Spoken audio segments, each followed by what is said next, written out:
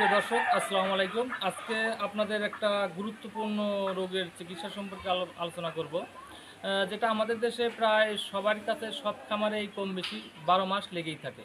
তো এটা হচ্ছে হলো করাইজা। যে করাইজা বা বিভিন্ন হাঁস মুরগি বা বিভিন্ন চোখ ফুলে যায়। এটা আমাদের টার্কি, দেখেন টার্কির কি অবস্থা, দুই দুই পাশেই হয়েছে। তো এটা কিভাবে আপনারা প্রতিকার করবেন বা কিভাবে একটা ঠিক করবেন বা এটা চিকিৎসা আসলে কি, এই চিকিৎসাটা সম্পর্কে আজকে আপনাদের সামনে আলোচনা করব।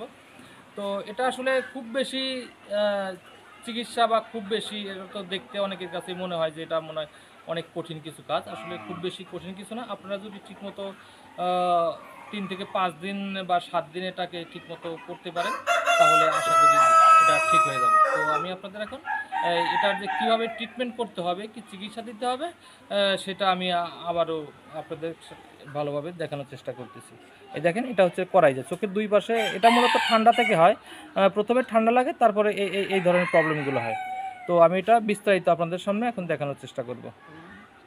একদম এটা প্রথমত চলে, এটা লাগবে হলো আপনার, এটা সুস্থ আগে সঠিকভাবে এটা ধরে নিতে হবে, খুব শক্ত করে ধরতে হবে যেন এদিকে লাফালাফি না পারে।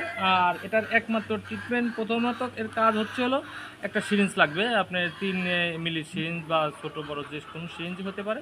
তো এই সিরিঞ্জগুলো নিতে পারেন। প্রথমে এই জায়গাটাকে এভাবে শনাক্ত করবেন। শনাক্ত করার পরে আপনি দেখবেন যে কোন জায়গাটার উপরের যে এই চামড়াটা নরম আছে কোন জায়গা। এভাবে এভাবে হালকা চোখের কোণে এভাবে চাপ দিবেন। এভাবে চাপ দিয়ে এই যে সিরিঞ্জটা দেখতে পাচ্ছেন, এই সিরিঞ্জটা এইভাবে জোরে এখান থেকে পুশ করবেন। পুশ করলে এইভাবে সিরিঞ্জে টান দিবেন। এইভাবে সিরিঞ্জে টেনে ভিতরে দেখবেন যে তরল জাতীয় পদার্থ আছে। তরল জাতীয় পদার্থগুলো এভাবে টেনে বের করে দেবেন। এভাবে আপনি দেখতে পাচ্ছেন আমার সিরিঞ্জ অলরেডি ভরে যাচ্ছে। এভাবে ভালো করে ধরে এভাবে টান দিবেন সিরিঞ্জটা, এইভাবে এইভাবে এইভাবে দেখতে পাচ্ছেন আমার এর ভিতরে, এর ভিতরে যে সাদা তরল জাতীয় যে পদার্থ ছিল, এগুলোর ভিতরে সম্পূর্ণ সিরিঞ্জের ভিতরে চলে আসছে। এই দেখেন, এখন দেখতে পাচ্ছেন এখানে কিন্তু একেবারেই খালি হয়ে গেছে, মানে এর ভিতরে যে ময়লাটা ছিল এটা কিন্তু বেরিয়ে আসছে অলরেডি।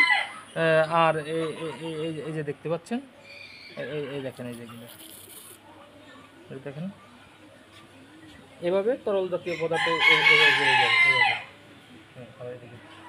ঠিক একইভাবে আবার এই পাশটা এখন ক্লিয়ার। এই দেখেন, এই পাশে আর কোনো প্রবলেম নেই। এখন এই পাশে এখানে হালকা একটু চাপ দিবেন, চাপ দিয়ে এভাবে সিরিঞ্জটা দিয়ে দেবেন, এভাবে সিরিঞ্জটা দিয়ে দেবেন, হালকা যেন চোখে না লাগে, দিয়ে এভাবে সিরিঞ্জটা টান দিবেন। দিলে দেখবেন যে ওর ভিতরে যে তরল জাতীয় যে পদার্থগুলো এই সিরিঞ্জের ভিতরে চলে আসতেছে। এই দেখেন,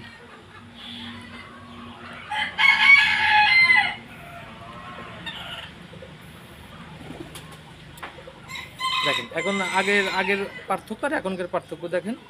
এটা দুই পাশে দেখেন কিচ্ছু নেই, দেখেন একেবারে ফাঁকা, এ পাশে একেবারে ফাঁকা, মানে যে তরলটা জমা হয়েছিল এটা সম্পূর্ণ বেড়ে গেল। দেখেন, দেখেন একটা মুরগির একটা কাজের মধ্যে দুই চোখে এতগুলো। তো এইভাবে এই ময়লাগুলো আপনারা দিনে 2 বার অথবা বেশি পরিমাণ হলে 3 বার বা একবার এরকম টেনে বের করে দেবেন, 2 থেকে 3 দিন ধোয়ার পরে এদের ডক্সিসাইক্লিন ক্যাপসুল আছে, ডক্সিসাইক্লিন ক্যাপসুলটা খাইয়ে দেবেন। সাথে যদি গায়ে জ্বর থাকে আপনি একটা নাপা ট্যাবলেট অর্ধেক করে খাওয়াই দেবেন। এতে 3 থেকে 5 দিন দিলে মোটামুটি আশা করি সুস্থ হবে। যদি বেশি সমস্যা হলে তাহলে আর 2-4 দিন খাওয়াবেন। আশা করি আপনারা এটার থেকে সমাধান পাবেন। ধন্যবাদ সবাইকে।